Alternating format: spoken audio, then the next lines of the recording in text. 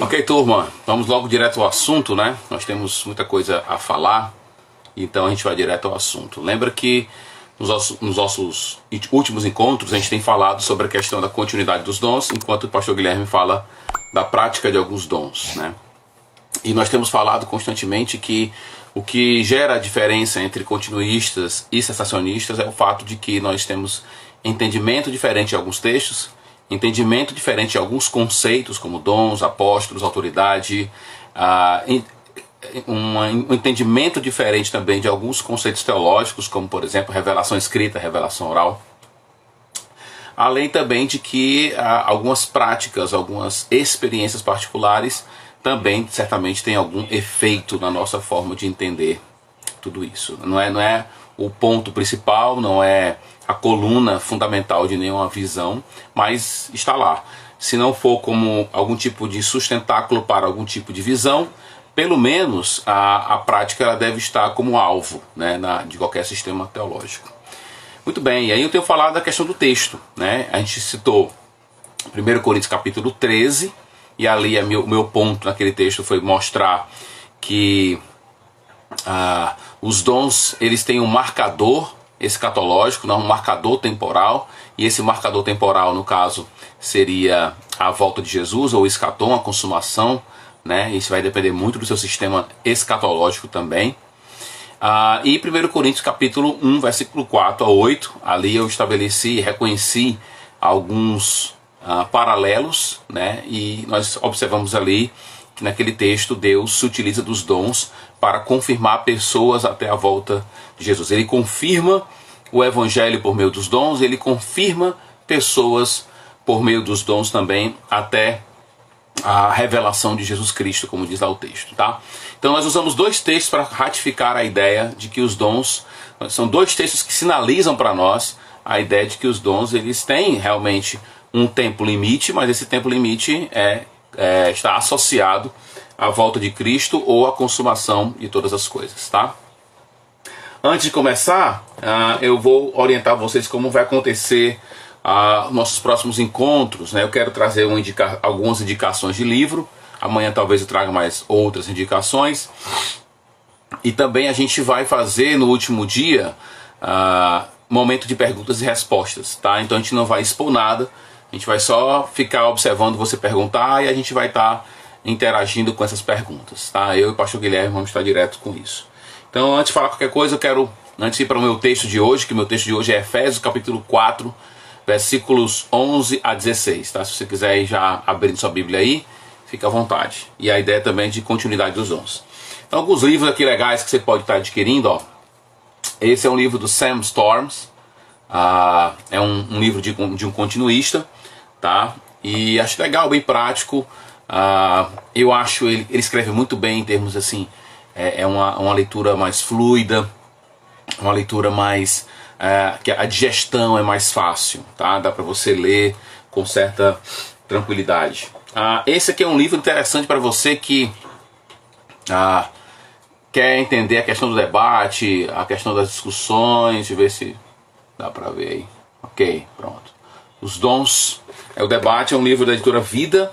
Eu indico esse livro, ele vai ter a visão continuista, cessacionista, e a visão também aberta e cauteloso, e a versão pentecostal carismática, né? É uma coisa que a gente tem que entender, que ser um continuista não quer dizer que você é um pentecostal. Existem coisas em comuns, mas também há distinções. Esse aqui é um autor que eu gosto muito, Craig Keener. É um livro da editora Vida Nova. Esse livro é legal, eu gosto do Craig Keener, ele é muito, como pessoa, né? Ele é extremamente educado, extremamente uma pessoa que tem um espírito altamente dócil. E é bom ter uma pessoa desse espírito produzindo material tão assim, que mexe realmente com a galera, né? E o último de hoje, né, que eu vou indicar mais depois, eu tinha até um outro, Jairo, esse livro aqui, vou indicar esse aqui também. Esse aqui é da editora Carisma, tá? Do John Ruthven. Esse aqui é um livro mais denso, né? Mas eu creio que se você quer realmente entender a questão dos dons, a sensação ou não dos dons, esse é um livro que eu indico realmente com vigor, tá? Eu acredito inclusive que tem alguns apêndices desse livro que vale a pena você Só os apêndices já valia a pena o livro, tá? Então, um livro muito legal. Eu vou até colocar aqui a citação do Alice McGrath sobre esse livro. Ele vai dizer: é de John Ruthven, esse autor aqui, né? O melhor estudo e refutação do sensacionismo de Warfield. Boa parte dos sensacionistas de hoje, não todos, evidentemente, quando você critica o Warfield ou qualquer outro sensacionista, você não está criticando o sensacionismo, você está criticando o sensacionismo daquela pessoa, né? E é o caso aqui do Warfield, é bem refutado por o John Ruthven. E também aqui, um livro que eu acho legal também, mas não tem a disponibilidade da gente ainda, fica a dica para a galera da CPAD aí, né, voltar de novo, Surpreendido pelo Poder do Espírito. Essa leitura aqui, eu acredito que para quem está querendo começar na história e tal, se você quer entrar realmente no debate, porque você não, né, é aquele lá de debate. Se você quer uma leitura mais suave, eu acho que esses dois aqui, tá? São livros bem legais. Eles interagem, assim, como é que eu poderia dizer, eles são bem próximos dos outros, como continuistas, tá bom? Então vamos para o nosso texto. Eita, Jair, minha Bíblia. Jair está sendo, só passando aqui as coisas. Ok, o nosso texto de hoje é o texto de imagem aqui, tá? Esse é um texto que começa já, como 1 Coríntios capítulo 12, que é um texto também sobre dons. Há uma ênfase muito grande na unidade do corpo de Cristo, tá? Aqui você vai encontrar também essa apelação, essa ideia de que o Espírito, né, ele produz a unidade é do Espírito, muito provavelmente fazendo a referência à ideia de que o Espírito é aquele que opera e que gera a unidade, tá, do corpo de Cristo. Isso fica claro ao longo da leitura, que é parte do ministério do Espírito Santo gerar unidade dentro do corpo de Cristo. Muito bem, no versículo 11, então, ele diz o seguinte, ou melhor dizendo, a partir do versículo 4, né? Desculpa, versículo 7, né? Ele vai dizer: a cada um de nós foi concedida a graça conforme a medida repartida por Cristo, ou a medida de Cristo, né? Por isso é que foi dito, e aí ele vai usar um salmo, vai falar do salmo que lembra a ideia das vitórias antigas, a ideia de alguém que vai para a guerra e volta e traz os espojos. E a ideia do apóstolo Paulo é mostrar que essa graça que vai ser distribuída a cada um, né, uma ênfase na ideia de que cada pessoa vai receber uma graça. Essa graça teve um preço alto, essa graça está conectada com a cruz de Cristo. Quando nós falamos sobre o dom de cura, a gente citou uma passagem de Mateus, onde ele conecta a cruz de Cristo com a cura que Cristo estava fazendo. Então é interessante você ver essa conexão entre o que Cristo fez na cruz e as bênçãos decorrentes dessa cruz. E uma das bênçãos decorrentes dessa cruz é esse derramamento de graça, que é chamado aqui de dom, de presente, né? E ele vai então dizer, a partir do versículo 11, ele vai dizer: e ele designou uns para apóstolos, outros para profetas, outros para evangelistas, e outros para pastores e mestres, né? Ele começa então citando aqui, antes de falar um pouquinho dessa questão da medida. Há muita discussão sobre o que ele quer dizer com a medida de Cristo. Alguns acham que Paulo está dizendo assim, olha, versículo, deixa eu só me lembrar aqui, versículo 7, ele designou, ele concedeu graça segundo a medida de Cristo, né? Essa medida, alguns acreditam que é uma referência à distribuição, ou seja, Deus distribuiu de acordo com a medida dele. A ideia é de que esses dons, ele tem limites, né?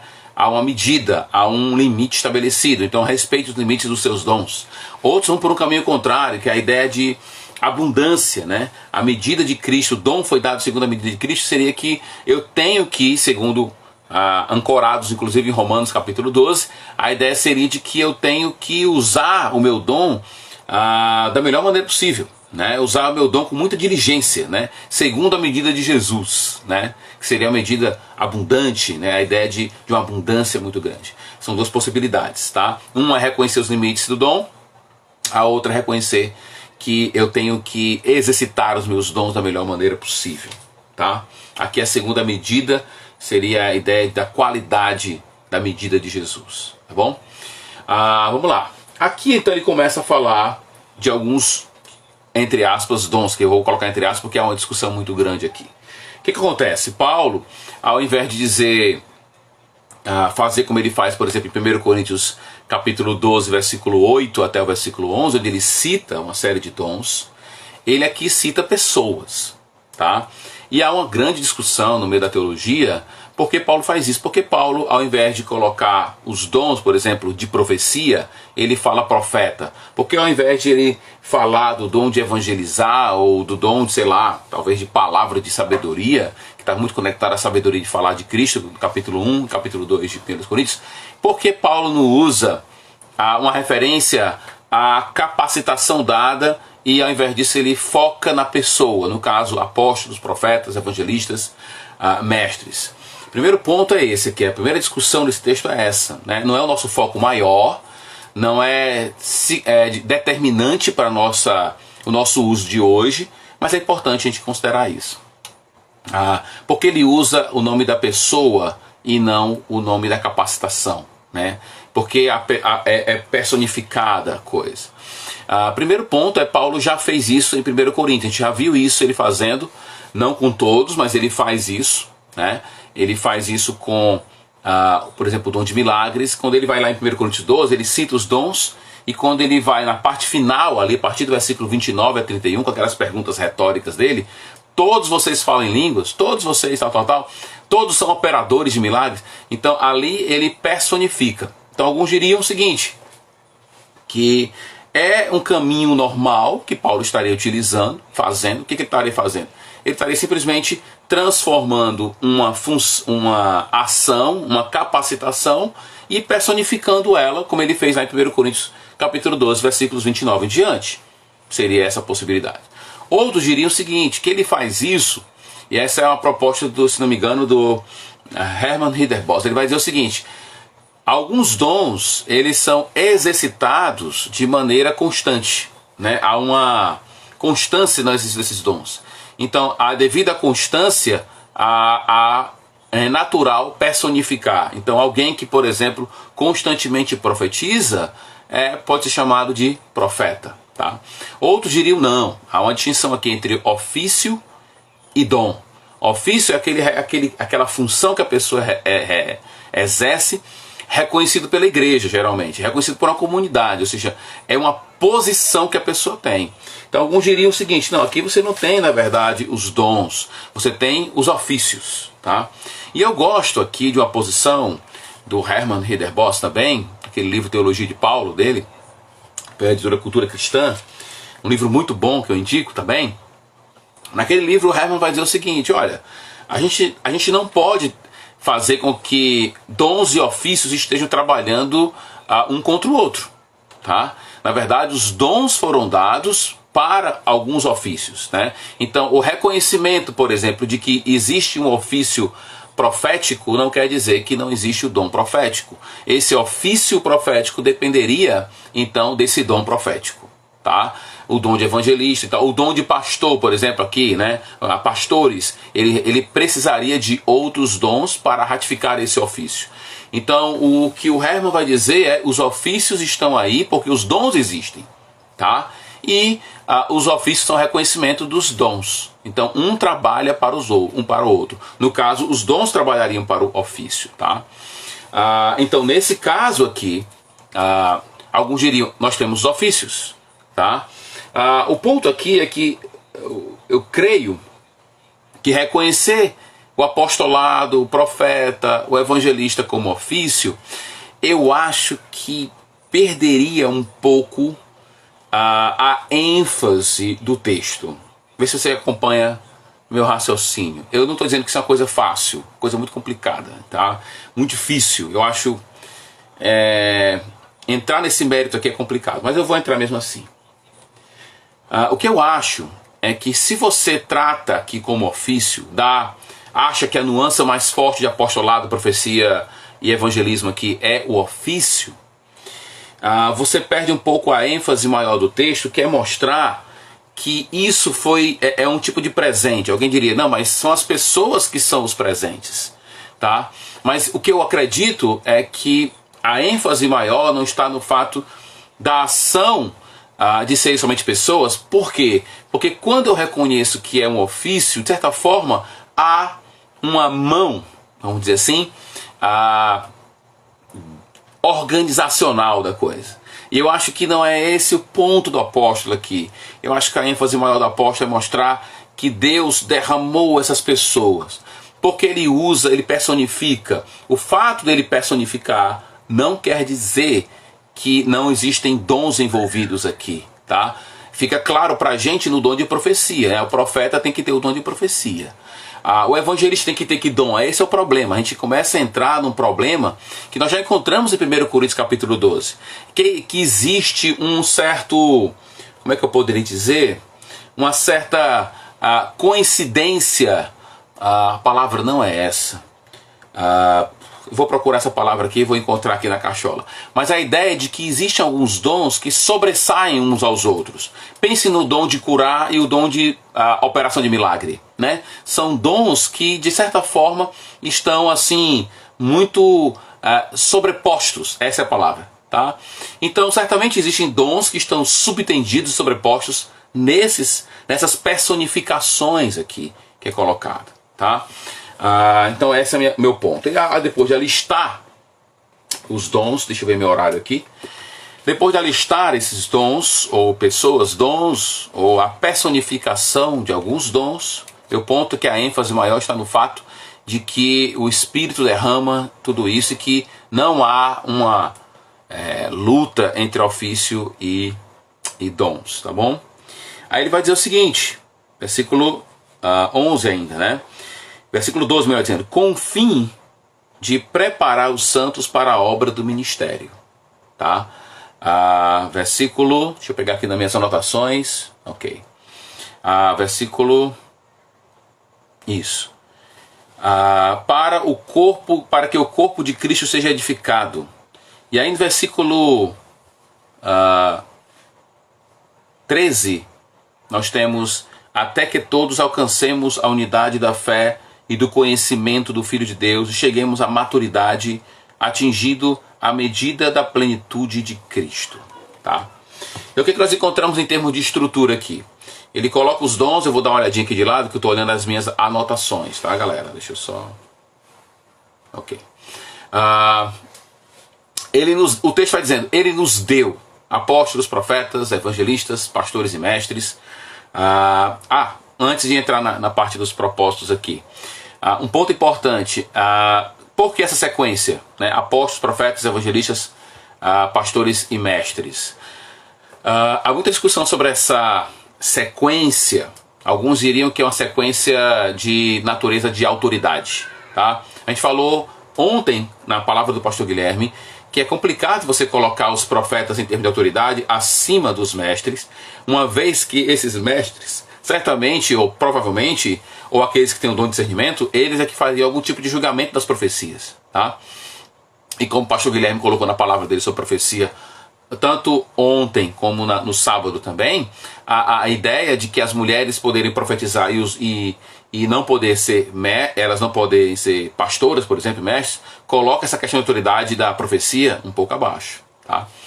Então fica complicado dizer que isso aqui é uma sequência de autoridade. Alguns acreditam que no caso de 1 Coríntios 12 lá, a sequência que aparece no versículo 28, alguns acreditam, não, aqui é uma sequência em ordem de benefícios para a igreja, né, que acontece no capítulo 14. Complicado, porque até então ele não tinha entrado nesse mérito do propósito maior da edificação lá do capítulo 14. Tá?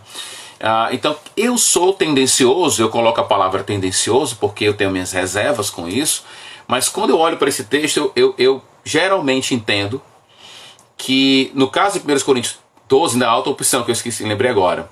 A outra opção é quando Paulo fala primeiro, segundo, terceiro lá, ele está fazendo uma lista de sequência e o objetivo dele não é tanto hierarquizar em termos de valor, tá? Ou de eficácia para edificação, mas é porque ele está preparando a estrutura para chegar em línguas, então dá reviravolta no capítulo 13. Seria uma sequência retórica, estilística. Seria essa a possibilidade. Uma outra possibilidade que eu sou tendencioso a adotar essa ideia, eu até agora adoto, né, é a ideia de sequência histórica do aparecimento, a ideia de que a igreja começa com os apóstolos, Deus manda os seus profetas, os evangelistas, então é toda uma questão de estrutura de como começa uma comunidade, uma igreja. Eu penso que é uma questão histórica, tá? Beleza, vamos lá então. Aí ele vai colocar no versículo, deixa eu ver aqui, versículo 12, né? Com o fim de preparar os santos para o benefício. Então, vamos lá. Aqui você tem 3 propósitos, que podem ser considerados também como 3 funções desses dons, tá? Qual o propósito deles? Os melhores possíveis, né? Preparar os santos. Cadê? Rapaz, a NVI deu uma misturada aqui, viu? Vamos lá, vou ler aqui a partir das minhas notas originais. Diz assim: para o preparo dos santos, para o bom serviço, né? O serviço, ele colocou aqui, para a obra do ministério, ficou bom, e para a edificação do corpo de Cristo. Então são esses 3 propósitos. E aí quando chega no versículo 13, a NVI traduz com um até. Tá? Então, enquanto que nos primeiros 3 propósitos você encontra as funções, né? São porque ele coloca 4 preposições, tá? Para você ver aqui a ideia na língua original. Ele coloca uma preposição do tipo para, esse é o objetivo, a outra, outro objetivo e outro objetivo, tá? Como a gente relaciona um objetivo com outro é outra coisa. Mas o fato é que depois de dizer o que Deus deu para a igreja, tá? E personificou esses dons através dos apóstolos, profetas, evangelistas, depois que ele diz isso foi o que foi dado para a igreja, o que Paulo vai dizer? Foi dado para essa função. Então esse é um texto importante para a gente, porque ele nos mostra a função dos dons, tá? Ou a função da capacitação que o Espírito dá para a igreja. Qual é a função desses dons? Serviço, tá? Edificação da igreja. E você encontra a mesma coisa lá em 1 Coríntios capítulo 14, eu acho que verso 2, ele vai falar, por exemplo, do efeito do dom de profetizar, que encoraja, que consola, que anima, que edifica. Então esse é o objetivo dos dons. Isso é importante porque tem a ver isso com a continuidade dos dons? Tem a ver, porque quando Paulo descreve a nós em 1 Coríntios 14 e em Efésios capítulo 4 o propósito desses dons, a gente começa a perceber que Deus não deu apóstolos somente para ratificar por meio de sinais a mensagem do evangelho. Não foi só isso o propósito. O propósito é muito maior. A gente percebe isso também no texto que a gente leu ontem, 1 Coríntios 1, 4 a 8. Deus vai ratificar a nossa vida, né? Levar a nossa vida a uma postura de inculpabilidade, e os dons vão ser instrumentos de Deus para isso. Então, por que isso é importante? Porque há uma relação direta entre função do dom e continuidade ou não dos dons.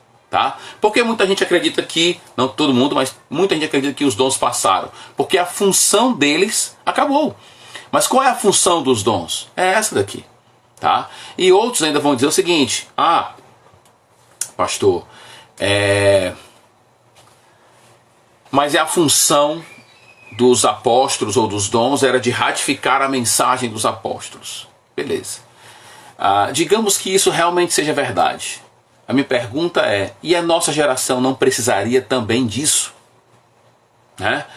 Nós não somos tão carentes como a turma da primeira geração da igreja. Eu não sei porque a turma acha que a primeira geração da igreja precisava de milagres.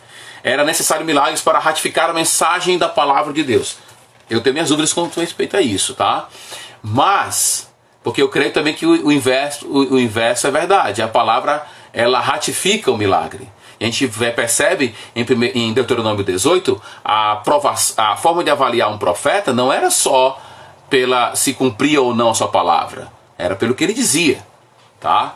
Então, mesmo que você entenda, os dons foram dados somente para ratificar a mensagem dos apóstolos. Ok. E por que não para nós, essa geração? Por que aquela geração precisava e nós não? Porque o Novo Testamento estava em construção. Por que sempre tem que entrar essa questão da construção do Novo Testamento? É uma conexão que a Bíblia não faz. Tá? Então qual é o propósito dos dons? São esses aqui. Aí meu ponto aqui com a continuidade, para mim não tomar o tempo do pastor Guilherme, qual é o ponto aqui? Aqui no versículo... Estou olhando aqui na minha anotação, versículo 13, ele usa uma outra preposição. Ele usou a preposição, para quem gosta aí de grego, né? Ele usa a preposição pros, para, eis de novo, para, e depois ele usou uma outra preposição que quer dizer até. Essa preposição, ela carrega nela a ideia de uma limitação, ou de tempo ou de espaço. Ou seja, quando alguém queria dizer algo do tipo, vá até a rua tal, Ou seja, é um limite de espaço. Ou você vai ficar aqui até 4 horas. Então, essa é a ideia. Então, quando o autor fala dos dons no versículo 11, que Deus deu dons, né? E ele vai dizer o propósito no versículo seguinte, no 12, no 13 ele vai dizer, se no 12 ele entra no mérito da função e objetivo e propósito desses dons, no verso 13 ele entra no mérito do tempo. Até quando? Tá? E aí até quando Deus vai fazer isso? Até quando Deus vai dar para a sua igreja apóstolos, profetas, evangelistas, pastores e mestres? Nós sabemos muito bem que Paulo não pode estar limitando isso aqui, né? Assim, porque faltou aqui, se ele colocou pastor, faltou diácono aqui, faltou uma série de coisas. Então ele não está sendo, não está se propondo a ser alguém exaustivo na sua lista. Deus derrama dons, caro, preço caro de sangue, né? Ele derrama. Com que objetivo? Edificar a igreja, edificar o corpo de Cristo, tá? O mesmo objetivo lá de 1 Coríntios 14, 2, tá? Muito bem. Até quando? Até, versículo 13, ele vai dizer, até que todos alcancemos a unidade da fé e do conhecimento do Filho de Deus, que cheguemos à maturidade, atingindo a medida da plenitude de Cristo. O fato é que toda a descrição do versículo 13 é de caráter escatológico. Tá? O que nós encontramos aqui, basicamente, é que Deus nos deu esses dons para que cheguemos a um nível mais alto. É escatológica a questão. Eu tenho que usar os dons, mas tenho que olhar pensando para onde ele está querendo me levar. Ok, ele vai dizer lá na frente, no versículo 14, que a gente não pode ser criança, que a gente tem que amadurecer. Mas o versículo 13, ele não está pensando somente em algo que nós podemos ter agora. Aliás, tem um tipo de já e ainda não aqui no versículo 13, né? Porque ele vai dizer, a unidade da fé, o Espírito já gerou, versículo anterior, né? O conhecimento do Filho de Deus, a gente já tem isso do capítulo 1, tá? E para a edificação do corpo, também a gente sabe que o capítulo 2 a gente fala da edificação do corpo lá com os apóstolos e profetas, que é um texto que a gente vai analisar depois. Então, o que os dons, para que os dons foram dados? Para esse objetivo. Até quando? Até chegar ao auge do que nós já temos. Então o versículo 13, ele entra naquilo que na teologia nós chamamos de já ainda não. Nós já temos isso, mas ainda precisa a consumação de tudo isso. Então esse texto entra junto da lista dos textos que conectam o tempo do dom a um tempo de escatologia e consumação. 1 Coríntios 13, 1 Coríntios 1, 4 a 8 e Efésios 4, 11 até o versículo 16, até o final, mas basicamente até o versículo 13 aqui, que é meu foco de hoje. O que eu estou querendo dizer com tudo isso é que, sim, os dons têm um tempo. E o tempo, versículo 13, é até a perfeição. Até que todos alcancemos a unidade e do conhecimento do Filho de Deus e chegamos à maturidade, atingindo a medida da plenitude de Cristo. Tá? Então, chegamos nesse nível ainda? Não. Então os dons não acabaram. Tá? Pastor, então quer dizer que existem apóstolos hoje ainda? Isso a gente vai discutir quando falar de Efésios capítulo 2, versículo 20. Mas se existe um texto na Bíblia que fala até quando os apóstolos vão durar, é esse aqui. Efésios 2 e 20 não entra no mérito de tempo. Dizer que os apóstolos são o fundamento da igreja não quer dizer que isso não pode ser repetido. Não quer dizer que o pessoal estica muito a baladeira quando o assunto é fundamento, né? E estica demais a ilustração, é o que o Gordon Fee faz. Aliás, ele critica aqueles que, quando vão acionar essa passagem, esticam demais a ilustração. Então, para resumir minha passagem aqui com vocês hoje, é essa. Os dons foram dados para vários objetivos, várias funções. Até quando? Até que alcancemos a medida da plenitude de Cristo. Nós chegamos lá? Não. Até a perfeição de Hebreus, até a revelação de Jesus. Então há uma relação entre a permanência dos dons e a volta de Jesus. Beleza, galera? Vamos lá chamar o pastor Guilherme agora. Deixa eu ver se eu consigo aqui.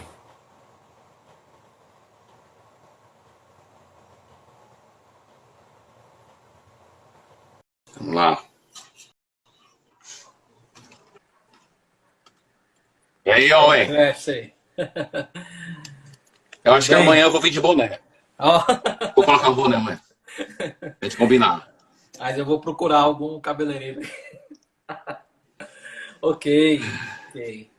Então, eu vou falar um pouco aqui sobre o dom de línguas. Esse Oh, dom beleza. que é um dos dons aí mais polêmicos, Controverso, né? controversos. E existem dois grandes pontos quando nós estamos estudando sobre esse dom. Duas perguntas que nós devemos fazer. A primeira é se essas línguas, elas são línguas idiomáticas, idiomas conhecidos, como inglês, português, se esse era o dom, eram idiomas terrenos, humanos. O segundo ponto é qual era o propósito desse dom, qual é o propósito do dom de línguas. E uma das coisas que quando nós estamos tratando sobre dons é ter esse cuidado de achar que um dom precisa ter um propósito único. A menos que a escritura ela realmente deixe isso claro, não significa que eu falar um propósito, quando eu vejo um versículo falando de um propósito daquele dom, aquele propósito é o único. Então, o Oh, ponto todo é que as línguas, para o apóstolo Paulo, elas vão ter aqui várias funções. Vai ter uma principal ali, uma maior, uma que seria aquela que dita todas as outras funções. Mas esses são os dois grandes, as grandes duas perguntas. São essas línguas idiomáticas, terreno, né, um idioma terreno. E qual era o propósito desse dom? Eu vou começar a responder, deixa eu ajeitar aqui, pela segunda pergunta. Qual era o propósito desse dom? E aí, para ótimo. quem está nos ouvindo, o texto mais importante para isso é 1 Coríntios 14, verso 20. Esse é um texto onde o apóstolo Paulo ele cita Isaías 28. Esse é um texto importante para a nossa discussão. Por quê? Porque Paulo vai dizer de uma forma muito clara o seguinte no verso 22. Portanto, as línguas são um sinal para os descrentes. Então, o que é que aqueles que não acreditam, geralmente sensacionistas, vão dizer? Que o propósito das línguas, ele tinha um propósito, esse dom tinha um propósito evangelístico ou um propósito de se vir como um sinal de julgamento para os descrentes. Então, esse seria o propósito desse dom. Antes, e deixa eu animar você um pouquinho que está nos escutando. Se essa língua era idiomática ou uma língua celestial, você precisa manter essa minha primeira argumentação em mente. Você vai entender melhor a natureza do dom se você entender melhor o propósito do dom. As duas coisas estão muito relacionadas. Deixa eu colocar dessa forma. Vamos começar do verso 20 para a gente entender o que o apóstolo Paulo está dizendo aqui. Ele começa no verso 20 dizendo o seguinte: irmãos, deixem de pensar como crianças com respeito ao mal. Sejam crianças, mas quanto ao pensar, sejam adultos. Ele diz: quanto ao mal, sejam crianças, quanto ao pensar, sejam adultos. E aqui é como se ele estivesse fazendo um jogo importante de palavras, dizendo basicamente assim: olha, quanto ao mal, sejam crianças. Beleza. Mas quanto ao modo de pensar, não sejam infantis, sejam adultos. Quando nós começamos a pensar o que seria essa argumentação de Paulo dizendo assim, parem de ser crianças, em 1 Coríntios, a gente precisa voltar lá para o início do capítulo 3, quando ele vai chamar os coríntios de criança. E quando a gente volta para lá, nós vamos observar que existem duas características de imaturidade na igreja de Corinto. A primeira, eles estavam se chamando pneumáticos, ou se chamando espirituais, porque tinham determinada manifestação espiritual que eles faziam ali. Eles estavam, então, dizendo o seguinte: olha, nós somos muito espirituais. Como o senhor falou, eles entendiam que o reino de Deus já tinha chegado, Uhum. basicamente em É. sua plenitude, e eles se consideravam muito espirituais. Aí essa é a primeira questão. A segunda questão do ser infantil é que, ao se considerar muito espirituais, eles estavam prejudicando a comunidade. Então, o início dessa argumentação aqui em 1 Coríntios 14, 20, é dizendo assim: não sejam infantis, sejam adultos, por duas questões. Cuidado para que vocês não coloquem uma marca de espiritualidade nas línguas, e cuidado para que o uso desse dom não prejudique a comunidade. Então, esse é o tom que Paulo inicia. Beleza. Quando Paulo vai para o verso 21, a NVI traduziu um pois aqui, eu realmente considero esse pois infeliz. Porque nós não Uhum. temos conjunção aqui. Inicia-se logo com está escrito. Ou seja, o verso 20 é a introdução e o verso 21 é o primeiro ponto do seu argumento. Não é uma base para o que ele acabou de falar. Mas mesmo assim, vamos lá. Por que que Paulo cita Isaías 28? Se você não está aí familiarizado com esse texto, deixa eu ler para você rapidinho aqui. Por meio de homens de outras línguas e por meio de lábios de estrangeiros, falarei a este povo. Mas mesmo assim, eles não me ouvirão, diz o Senhor. Deixa eu fazer uma pergunta para você que está nos ouvindo.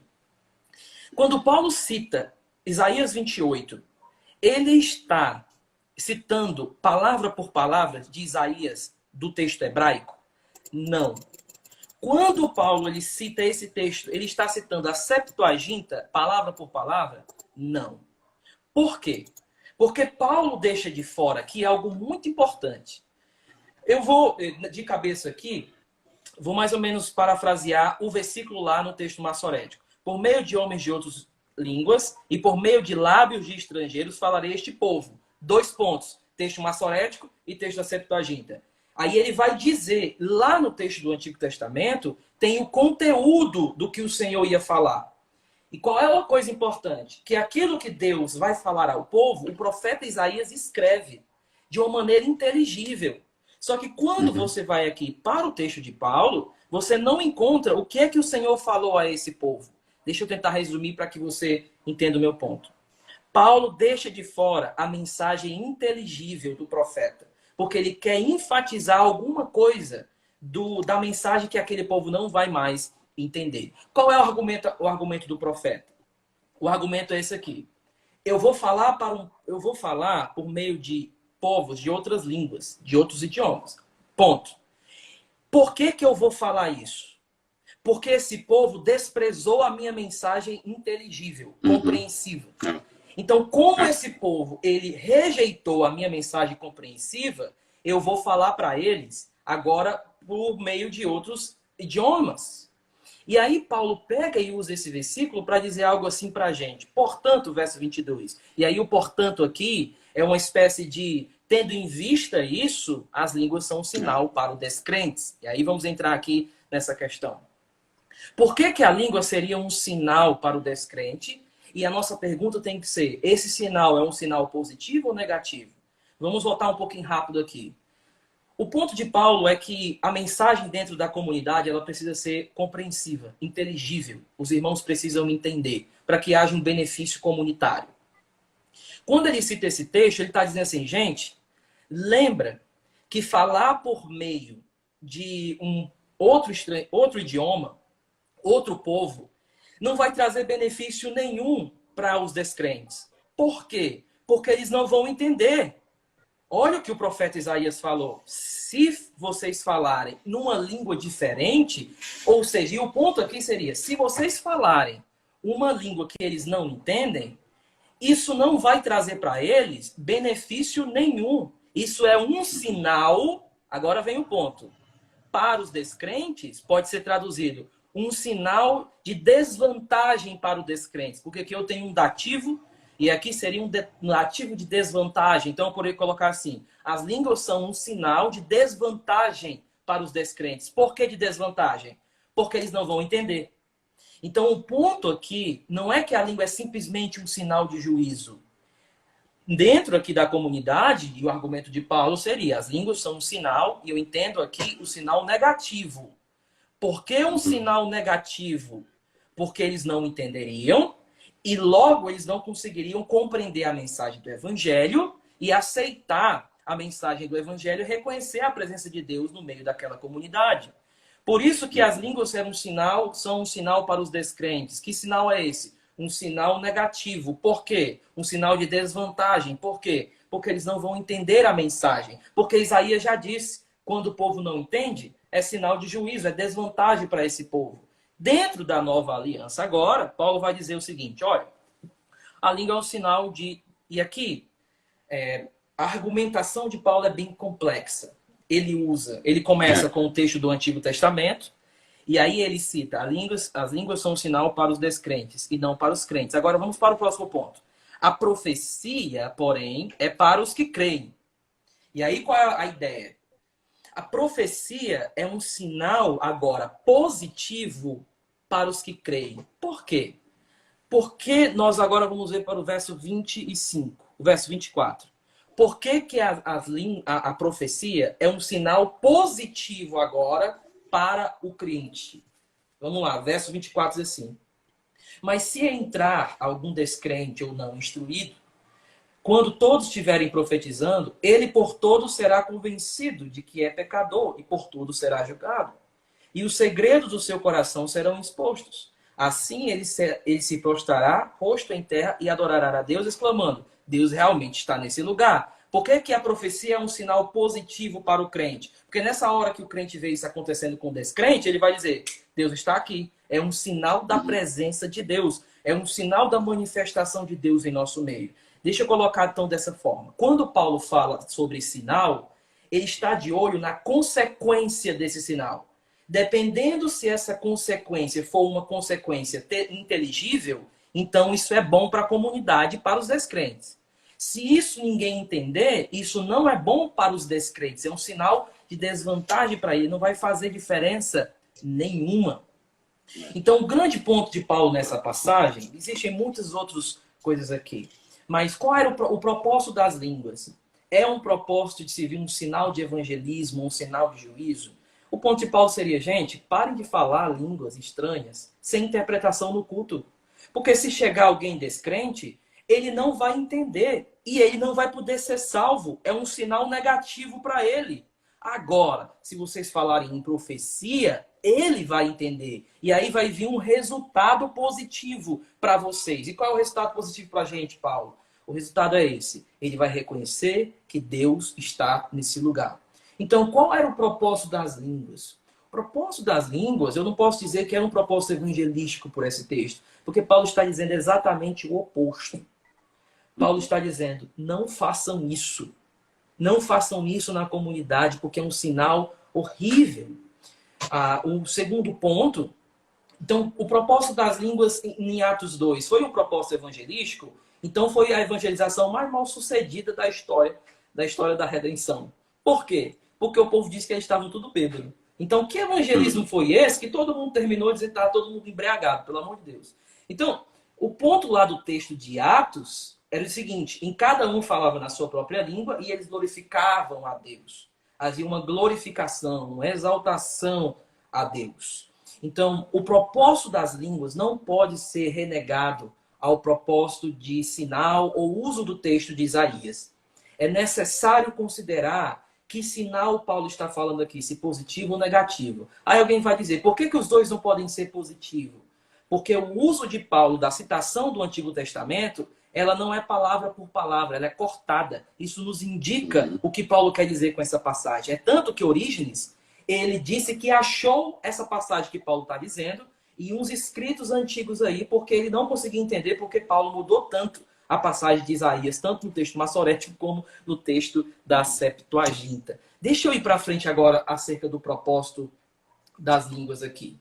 Então vamos lá. O meu primeiro ponto foi esse. Qual era o propósito das línguas? Era evangelístico? Por esse texto, não. Era um sinal de negativo para os descrentes? Para esse texto, não. Esse texto não está dando essa ideia. Agora, o sinal mais positivo aqui das línguas seria para edificação. Edificação. Paulo fala isso muito claro. Ele vai dizer em 1 Coríntios 14, que ele diz assim, olha, quando eu falo em línguas, eu edifico a mim mesmo. Eu me trago edificação para a minha vida. Esse seria um primeiro ponto. Alguém pode argumentar assim. Como é que alguém pode ser edificado falando em línguas? E aí eu quero que você guarde essa pergunta. Como é que eu posso ser edificado se essas línguas forem celestiais também? Como é que eu posso ser edificado de uma coisa que eu não vou entender porque não tem ninguém para interpretar? Guarde essa outra pergunta aí para próximos episódios. Deixa eu caminhar agora aqui para o meu próximo ponto. Beleza. Essas línguas, então, qual era o propósito dela? Edificação pessoal. Mas na igreja, elas tinham que ser interpretadas, tinha que ter uma interpretação dessas línguas, tá? Então, o grande ponto de Paulo é, na comunidade, mensagem inteligível. Fora da comunidade, não se preocupe com isso. Não se preocupe com isso. Paulo vai dizer que ele fala em secreto muito mais do que todos os da igreja de Corinto. Então, o grande ponto de Paulo é, quando vocês estiverem falando em línguas, que haja interpretação, porque esse é o meu argumento de inteligibilidade. Se as línguas são sempre um sinal para os descrentes, Atos 10 e Atos 19 também não vão fazer sentido. Porque em Atos 10 nós temos os amigos ali de Barnabé, todos eram judeus cristãos. E todos estavam reunidos num só lugar. Então por que aquele povo de Atos 10 falou em línguas com o intuito de evangelização e de mostrar juízo? Por quê? Se estava tudo fechado e só tinha crentes ali. Por que o Espírito vem somente sobre crentes, apesar deles não terem escutado ainda sobre o Espírito, mas em Atos 19 fica claro que eles eram cristãos, eles tinham crido na mensagem. Mas o que acontece? Eles recebem o Espírito e falam em línguas. Então, o propósito das línguas para Paulo são 12 aqui, 2. Primeiro, edificação pessoal. E essa edificação pessoal acontece por exaltar a Deus, por glorificar a Deus. É por isso que ele vai falar no capítulo 14 que quem fala em línguas fala a Deus, não fala aos homens. Então, que evangelismo é esse? O evangelismo que eu conheço é aquele que a gente fala aos homens. Então, mas nas línguas diz que eu falo a Deus. Se eu precisasse falar no idioma desconhecido ou no idioma estrangeiro, vamos dizer que eu vou para a África e ali eu não sei falar os idiomas de lá. Se o dom fosse somente idiomático, eu vou falar com aquele homem ali. Então, estou falando na língua dele. Só que como é que esse texto de 1 Coríntios 14 encaixa? Quando Paulo diz, não fala a homem, mas fala a Deus. Fala para Deus, ou em direção a Deus. É um meio de comunicação a Deus e não um meio de comunicação para os homens. Então, edificação pessoal, edificação comunitária somente quando tem interpretação e uma forma, então, de dons, enfim, de edificação da igreja. Deixa eu ver aqui como é que está o meu tempo. Dentro disso, eu acho que a gente vai ter que colocar uma parte 2 aqui, sobre o de línguas. Coloca. A grande questão que a gente tem que perguntar é o que era esse dom? O que era esse dom? Alguns vão dizer que esse dom era somente idiomático, e aí eles vão citar Atos 2. Atos 2. O meu problema com essa perspectiva é que ela desconsidera algumas pistas de 1 Coríntios 14. E nem um minuto o termo glossolalia, ela é limitada por Paulo a idiomas terrenos. Ele não delimita isso, e nós temos agora que buscar outras evidências. Aí você me diz, mas pastor, fica muito claro que em Atos 2 as línguas eram idiomáticas. Deixa eu dizer uma coisa para você.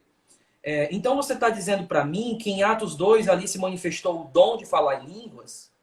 Então se foi o dom de falar em línguas, então deixa eu ver o que aconteceu aqui. Os descrentes receberam o dom de interpretação. É isso? Porque se está acontecendo uma manifestação de dom de línguas ali, então os descrentes estão recebendo o dom de interpretar aquelas línguas, mas o dom não pertence somente àqueles que têm o Espírito e são cristãos? Então existe algo especial em Atos que eu não posso transferir totalmente para 1 Coríntios. Porque 1 Coríntios existe uma questão comunitária ali dentro. Existe uma relação comunitária diferente de Atos. Existem muitas outras coisas, porque em Atos, o fato de chamarem eles de bêbados não foi criticado por Pedro, mas Paulo criticaria isso. Ora, se vocês estiverem falando em línguas e todo mundo entrar aí, os descrentes entrar, vão chamar vocês de loucos. Paulo está colocando isso negativo. Então, em Atos não acontece. Eu não posso pegar a argumentação de Atos e transferir de uma maneira irresponsável para a argumentação de 1 Coríntios, que eu vou ter alguns outros problemas. Agora, como é que nós podemos, então, relacionar, e aí eu indico um vídeo do Senhor bastante provocativo, como é que nós podemos relacionar o falar idiomático... Não, deixa eu colocar dessa forma. O que é que eu penso? Eu estou inclinado a entender que o dom de línguas ele não é limitado a idiomas humanos, ainda que possa abranger idiomas humanos, terrenos. Mas ele não está limitado a isso. Por quê? Por conta de algumas evidências. nós podemos colocar essas outras evidências em outra parte, mas a primeira é a relação que Paulo faz de algumas ilustrações, tá? Que ilustrações são essas? Ixi, eu me aproximei demais aqui. Que ilustrações Bateu aqui o boné. Bateu o boné aqui. Que ilustrações são essas? Quando ele vai dizer assim, marque na sua Bíblia, você que está nos ouvindo, 1 Coríntios 4, 14, e você vai marcar o verso 9. 14, 9 diz o seguinte. Desculpa. Melhor começar por 14, 6, mas para a gente ir mais rápido aqui, 14, 7. Até no caso de coisas inanimadas que produzem sons, tais como flauta ou a cítara, como alguém reconhecerá o que está sendo tocado se os sons não forem distintos? Paulo está dizendo, ei, precisa ser inteligível para aquele que escuta. Verso 8. Além disso, se a trombeta não emitir um som claro, quem se preparará para a batalha? Assim acontece com vocês. Agora Paulo vai dar um outro exemplo. Se não proferirem palavras compreensivas. Como alguém entenderá? Verso 10. Sem dúvida. Aqui não tem esse sem dúvida. Aqui é a continuação dos exemplos que Paulo está dando a diversos idiomas do mundo. Ora, se Paulo está usando cítara, instrumentos musicais como exemplo, e agora usa idiomas terrenos como exemplo, humanos, o idioma natural como exemplo, ele está usando para que esse exemplo se línguas eram somente línguas humanas? Não faz sentido. A ideia é, se eu estou usando uma coisa como exemplo, essa coisa não pode ser a coisa, porque eu estou usando exemplos para poder comparar com ela. Então, eu não posso simplesmente dizer que são idiomas humanos, porque Paulo usa idiomas humanos justamente como exemplo para o dom de línguas. E isso é importante, é por isso que eu gosto daquilo que a James Dunn fala, no livro dele sobre teologia do Novo Testamento, lá pela página 244, ele diz o seguinte, ele diz que o Paulo está usando o exemplo de algo evidente, ali é claro isso, ou seja, está claro que esses são idiomas humanos, tá vendo? Então eu vou usar isso aqui que é claro para vocês, idiomas humanos, e vou comparar agora com o fenômeno do falar em línguas para vocês. Então, o Novo Testamento me dá indícios que o dom de línguas ele não pode ser limitado à questão idiomática terrena, ou idiomas terrenos, ou linguagens humanas. Por quê? Por conta dessa evidência de Paulo, onde ele pega exemplos dos instrumentos musicais e da própria linguagem humana. E segundo, porque, enfim, tem várias outras possibilidades. Eu listei aqui 12, mas a gente pode deixar isso para outra oportunidade. Então, e segundo, eu poderia dizer que Paulo vai falar sobre o falar em privado, falar para Deus ou diretamente a Deus. Falar consigo mesmo, né, Deus? Falar consigo mesmo. Então, eu tenho algumas evidências no Novo Testamento, textos difíceis. Reconheço que o paralelismo em 1 Coríntios ele é difícil. Fazer uma relação desses dons não é simples. O que eu peço a quem nos escuta seria o seguinte: compare melhor as suas traduções de 1 Coríntios 14. A NVI me deixa muito a desejar, especialmente 1 Coríntios. Eu uso a NVI, amo essa tradução, eu uso ela para pregar. Nossa igreja, né, pastor, NVI, de forma geral. Mas 1 Coríntios 14, há uma conexão ali que ela vai te conduzindo a uma coisa que pode te levar, enfim, a um estudo um pouco mais viciado. Traduções são ruins jamais, não sou desse grupo, mas para um estudo bíblico mais profundo, eu te aconselho uma comparação. Deixa eu fazer uma revisão aqui. Duas coisas sobre línguas, o dom de línguas. Primeiro, qual era a natureza desse dom? Se ele era simplesmente um dom humano, de línguas humanas, uma linguagem humana, ou envolve também uma linguagem celestial. Segundo, qual era o propósito desse dom? Eu comecei pelo segundo ponto. Dizer que o propósito de línguas era um sinal para os descrentes, a ideia de juízo para eles, perde o ponto da passagem. Se você não entender por que Paulo está comparando línguas com profecia ali. O que Paulo está dizendo é simplesmente isso. Línguas estranhas na comunidade não é um sinal de vantagem para os não crentes. Eles não vão ouvir a palavra de Deus, porque Isaías já falou que eles não vão entender em outro idioma, em línguas estrangeiras ou em línguas estranhas. E depois, então, eu falei que esse não é o propósito. E qual é o propósito? Edificação pessoal, em privado E na comunidade, se existir, tem que ter interpretação. E o dom de interpretação, a palavra que Paulo usa, não seria palavra por palavra. O dom de interpretação não seria uma tradução literal do que está sendo dito, mas a interpretação de línguas pode ser a interpretação do que está sendo dito. Ou, de forma geral, eu tento passar o sentido para aquelas pessoas ali, mas não significa que foi palavra por palavra. Edificação pessoal, edificação comunitária. E essa língua, o dom de línguas, não pode simplesmente ser relacionado com o de Atos 2 sem uma exegese mais responsável do texto de 1 Coríntios 14, principalmente pelas relações que Paulo faz entre os instrumentos musicais, a linguagem humana com esse dom, o dom de línguas. Então é isso. Acho que a gente pode deixar o resto da argumentação para outra, né? Para outra. A gente continua, vamos continuar.